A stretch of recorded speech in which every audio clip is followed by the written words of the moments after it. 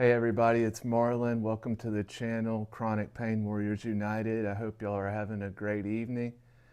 A couple days ago, I'm going to jump right in because some of these videos have been running a little bit long. A couple days ago, I mentioned a comment that came in from a viewer named Bryce Summer 1, and she's talking about being her primary care physician is retiring.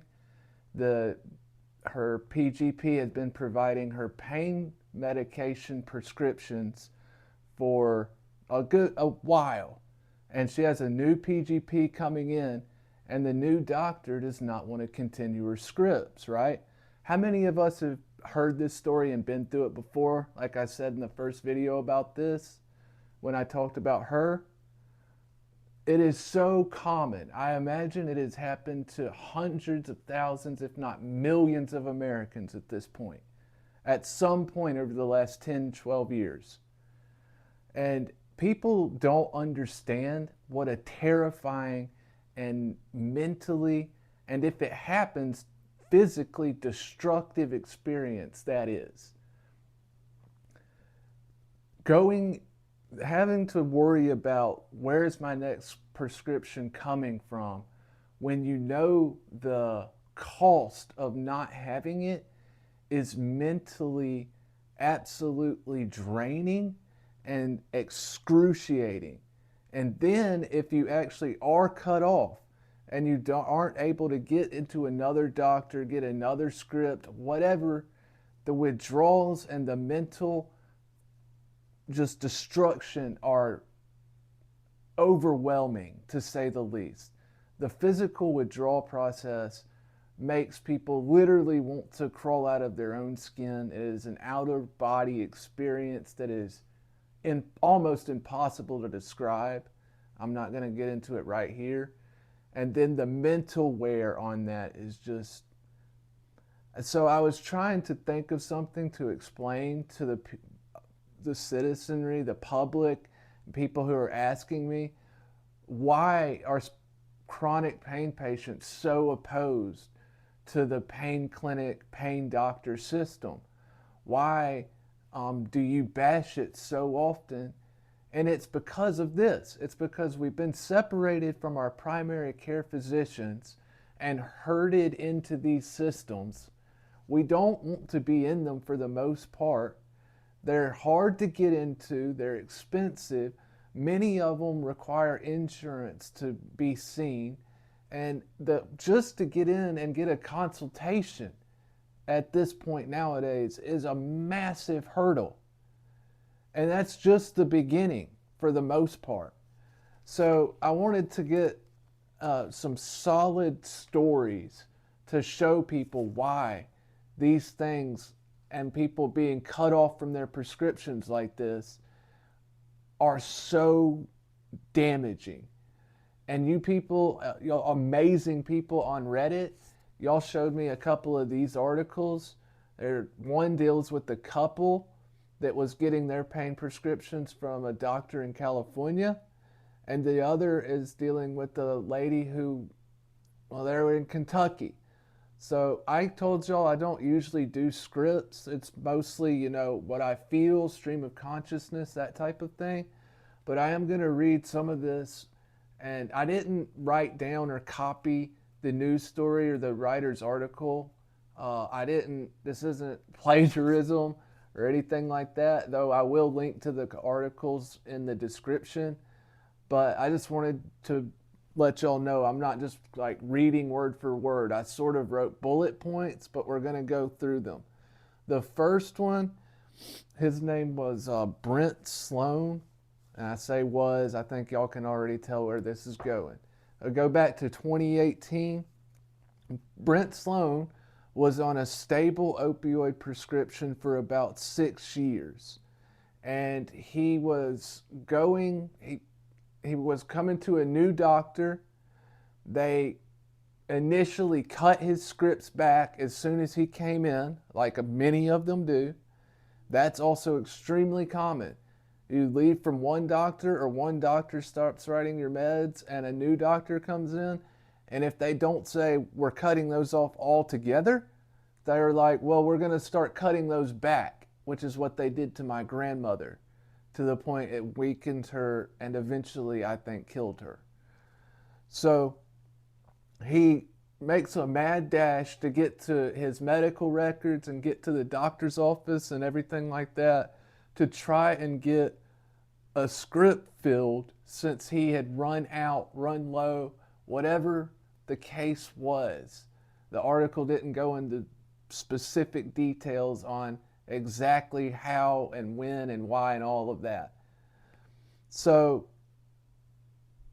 he gets to the doctor's office and they tell him, no scripts until your next appointment, which was, I think, a week, 10 days away or something like that. At that point, he sends a text to his wife, and all it says was, they denied script, I'm done, love you, was the message he sent to his wife, Cassandra Richardson Sloan, on September 12th, 2017. And he ended his own life not a couple hours later. Because now this is where it gets really interesting. I want people to, this is one of the first times I know of this being done successfully. Cassandra sued his doctor for abandonment. The clinic and doctors claimed his death was not foreseeable, which we know is bullcrap. Cutting off a pain patient from their meds like that, cold turkey, especially when they've been on them for that long, it's malpractice. It is absolutely inhuman.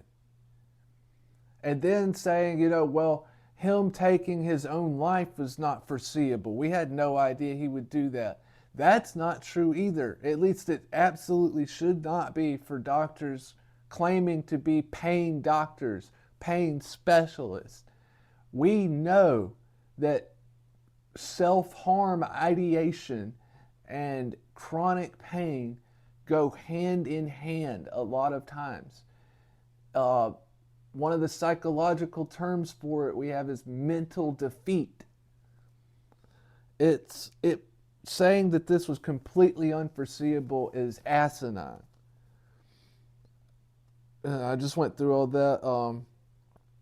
His doctors negligently cut his prescription by over 50% as soon as he arrived to them. The doctors lyingly claimed he was at a major risk of OD when he arrived at their clinic, which is untrue. When a person has developed a tolerance for opioids like that, especially pharmaceutical opioids, where the strength is known, absolutely known, your tolerance leaves you in a place where if you know what you're taking and the strength of it, it would be extremely difficult to accidentally overdose at that point. You know what your body can take at that point. And to accidentally overdose when your tolerance levels are at that height would be very difficult. He's not just at like a risk of overdosing from taking his nightly medications, which is what this doctor was trying to imply. It's ridiculous. And the jury absolutely agreed with what I'm saying and with his wife, Cassandra. They were like, this was malpractice. This was abandonment. Y'all should have known better. And the fact that you did this anyways it's absolutely terrible. And this has been done to millions of Americans over the last 10 years. And many that we will never know the name of took the same actions as Brent. Others went to the black market and got overly strong or tainted drugs that killed them or injured them bodily, which is what happened to me. Injured mentally. Many Americans are just suffering from untreated or undertreated chronic pain. I mean, it's immoral, and this has to stop. The level of this is just out of control at this point. And then the other story I wanted to talk about, there was a couple named Gretchen and Donnie Elliott who were making trips out to California from Georgia. Think about that. They were making trips from Georgia out to California to see Donnie's pain management doctor, who was writing Donnie stable scripts that managed and maintained his quality of life. Okay? Gretchen and Donnie Elliott lived a similar experience. Danny, excuse me, Danny had chronic pain, and Gretchen, his wife, was also his caregiver. They went to a pain management doctor in Beverly Hills, California, to receive pharmaceutical fentanyl for his prescription. The DEA, without having filed any charges against the doctor or showing any wrongdoing on his behalf at all, I mean, they just show up and suspended his license to prescribe medications, cutting off all the pain management that he was doing. And this doctor was known for being a doctor who was treating a lot of these pain management people. He called them pain management refugees, people who'd been dismissed by their primary care physicians because they couldn't treat them anymore, people that other doctors wouldn't help for whatever reason, and this man was helping. And so the DEA didn't like that, and they came in and they suspended his license. Dr. David Bockoff had practiced medicine in California for 53 years. 53 years. And the DEA comes in and undoes this man's, not life's work, but very nearly. A week later, Danny and Gretchen Elliott both ended their own lives together. This is a story that I guarantee you, everybody, has played out time and time and time and time again, and we just don't know it. They're not in the statistics. We don't hear the names, but this has played out, I don't even want to know how many times. Thousands. Probably, who knows how many times. So the Cato Institute is taking a bunch of these stories and a bunch of these experiences, and they're releasing a paper, I'm pretty sure it's been released now, called Cops Practicing Medicine, which is what this is. The pain management system that we have today that is treating you and I and the millions of other Americans who have issues with pain. 50 million Americans claim to have had some sort of chronic pain lasting over a year last year, and 17.5 million, like you and I, with debilitating, life-changing chronic pain in a system being run by cops, bureaucrats with guns that probably shouldn't be running a gym class. And they have taken over and are running our medical system, at least this part of it.